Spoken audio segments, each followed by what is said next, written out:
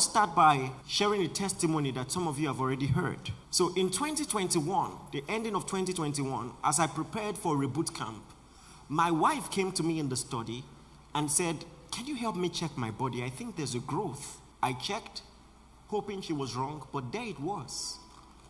It was right there on her. And I said, "Don't worry about it. God is going to handle this."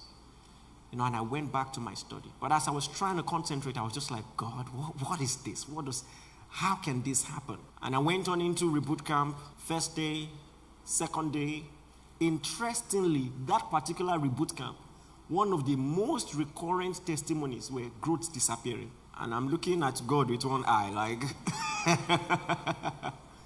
I'm happy for others. I'm just like, and then I think on the final day, if I remember correctly, she came to the room and she said, "Before I tell you what I'm thinking, I think you should check."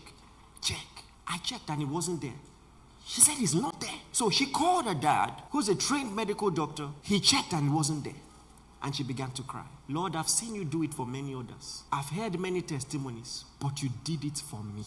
You did it for me." And some of you heard the testimony. Now, what I forgot to mention as I was telling this story was how that after we confirmed that she had the growth initially, we went for a checkup. Yeah, I mean, it was reboot camp period, but family first. Is that not what they say? So I went for a checkup with her, and the doctor didn't say much. He just wrote some things in the paper. It was a referral to a cancer hospital. You know, of course, some blogs try to make money off this story, and they say my wife had cancer. My wife never had cancer, okay? But, of course, we know that was what the devil was planning.